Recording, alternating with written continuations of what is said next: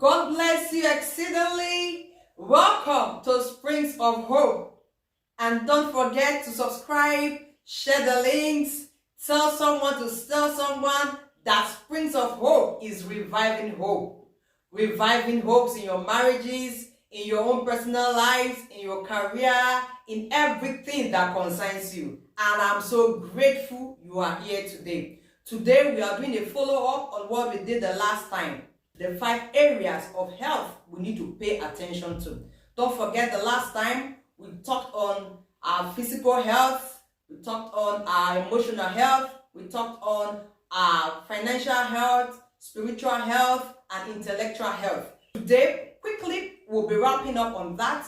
We are now looking at areas where we need to set goals and how we should set goals to be able to actualize this. Most times, we learn a lot, but we don't even know how to apply what we learn. Very quickly, we'll be looking at areas where we need to set goals and how we need to set goals and how these 5 different areas of health are connected. Number 1, when you talk about your physical health, you have to set goals on how you want to exercise on a daily basis, the kind of food you should eat and the kind of food you shouldn't eat. You should be disciplined enough to know what food you shouldn't eat. Most times you hear people talk about, oh, they are going to a fast food center to get 1 or 2 things, and those flour foods are not really healthy. That is not making it in life, that is making it to death. When you make it a point of duty that every day you must eat pizza, you must eat hamburger, you must eat whatever it is that comes with flour, you are actually preparing yourself and your body for some form of ailment and disease. Set a goal. If you can't desist from it at a goal, set a goal. This week, I'm just going to eat this once. Reduce caffeinated drinks, reduce carbonated drinks, and drink more of water. It is not enjoyment for you to be taking 5 liters of Coke on a daily basis. That is dangerous. It is not enjoyment for you to drink all those energy drinks. They are actually killing. The best drink for a wise man is water. Set a goal on the quantity of water you are to drink on a daily basis. You can have a water bottle, yes, in your handbag, a water bottle in your car, a water bottle in your office, a water bottle in your class, a water bottle wherever you are. And that will always remind you of the water you need to drink. Let it be before you all the time. Are you with me? Pay attention to the kind of food you eat.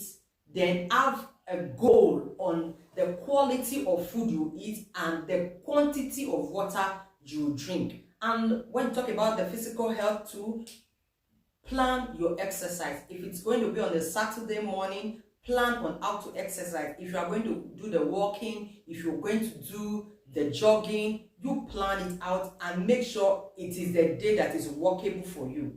And you can get a partner, you can work together. You can even make it a prayer walk. Instead of you to sit in one place and be praying, you can just be taking a walk and you're praying.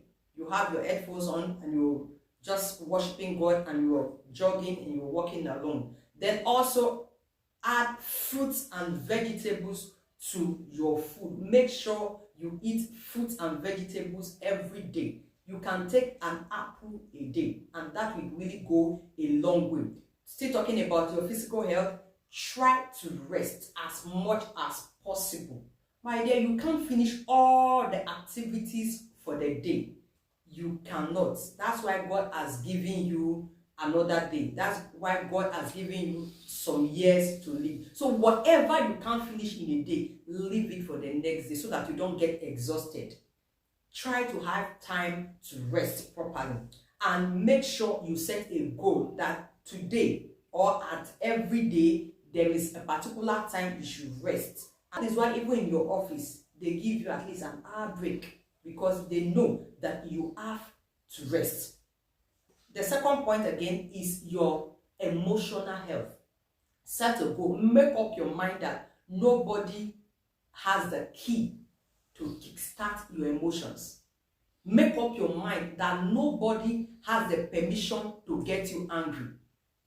Provocations will come, but put it at the back of your mind that you can decide to react or not to react. Make up your mind never to worry about anything. The Bible says, be anxious for nothing, but with prayer and supplication and with thanksgiving, make your request known unto God. Be anxious for nothing. What you can't get today, you will always get it tomorrow. It is not how much you have today that makes you who you are. It is what you have. Yes, it is what you have, not how much you have. It is what you have in your mind. It is what you have as your God that will determine who you are in life. It is not how much you have. Don't let anybody put you under undue pressure. Avoid life of comparison and competition. If you are someone who is easily moved by comparison, competition, envy, and jealousy, your emotional health will always be on the adverse side. You will always be at a point where you are always down. Never you be ruled by your emotions. Never you be ruled by competition. Never be ruled. Never be ruled by comparison. Nobody is like you. Check your fingerprint. Check your thumbprint. There is nobody who has the same thumbprint as you. That goes to show that you are unique, you are perfect, you are good, and there is no one who has what God has wired in you. Never compare yourself to anybody, and you see that your emotions are always in check. And pay attention to love. Love more than you expect. When you expect too much love from people, you always be disappointed. So be at the end of giving more love to people. Then we'll go further to number 3, the intellectual health. Pay much attention to what you learn. Improve yourself. In a week, try as much as possible to learn something new.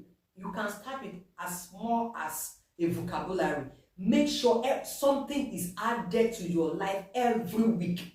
You can pick a book, read it, read a portion of it. You can pick a book, you say, this book, I'm going to read this book this year. You can start one book a year. Mind you, when you are setting goals, set goals that are achievable. Don't set large, just start small. Set goals that are achievable. And when you achieve them, you improve. You achieve, you improve. So you want to improve your intellect, you can pick a book. You read it once a week. You can have a page you read. After that, you go to a chapter. After that, you go to chapters. Before you know, you are able to read the full book. Don't say you have finished school, and because you have finished school, you no longer read. No.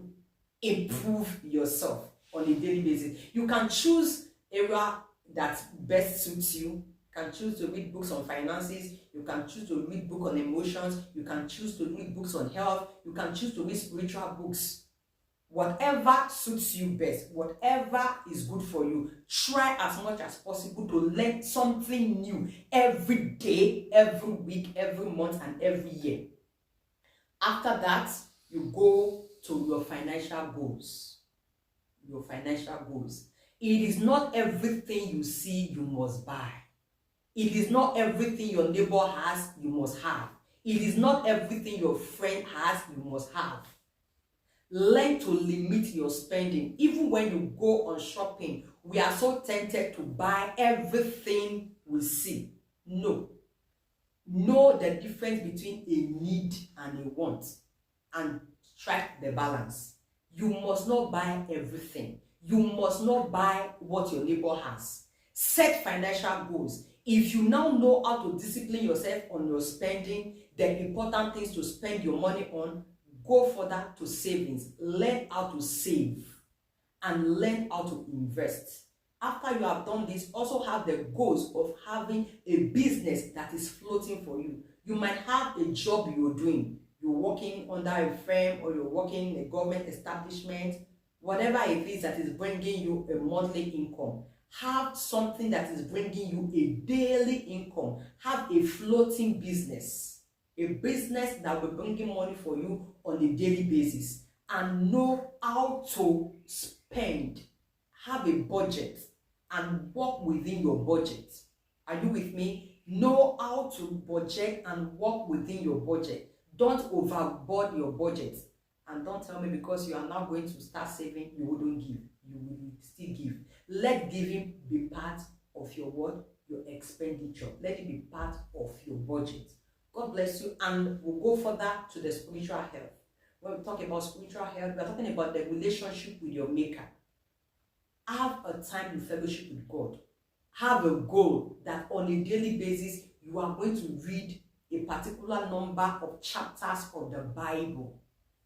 Today, Bibles have become so handy that even your phone, you can easily plug in a headphone or you just play your audio Bible. Within few minutes, you have read 5 chapters.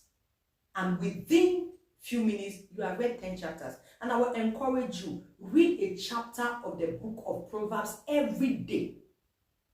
Yes, a chapter of the book of Proverbs every day. And before you know, at the end of the month, you have finished reading the whole book of Proverbs. Proverbs has 31 chapters. You read it according to the dates.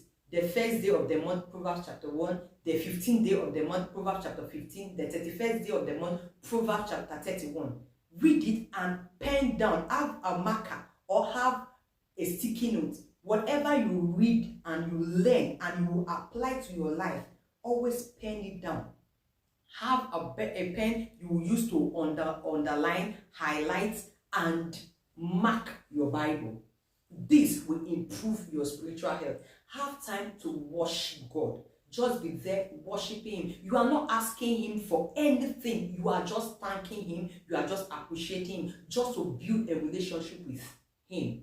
Before you know, all this area of health will begin to bounce back. You see yourself living a happy and fulfilled life. If you look at the physical, the financial, the intellectual, the emotional and spiritual health, they are all interconnected. That if you remove one, the whole system is disorganized. If you are healthy financially and you are not healthy spiritually, it is dangerous. If you are healthy financially and your physical body is not healthy, you will find out at the end of the day, you are spending your finances to maintain your physical health. So, be careful. Make sure all these 5 areas of health carefully taken care of. If your financial health is healthy and your intellectual health is healthy, you'll be surprised that you'll be missing out on how to manage your finances. If your emotional health is not healthy, you'll be spending your finances to maintain your emotions. That is why some people go into one form of addiction or the other, because their emotional health is not proper. Pay attention and remember, all these 5 are interconnected. As you do, your life will be better for it. God bless you exceedingly. Don't forget to share the links. Don't forget to like. Don't forget to comment. Don't forget to tell someone that indeed Springs of Hope is reviving hope. God bless you exceedingly. And I am Janice Brima. Bye-bye.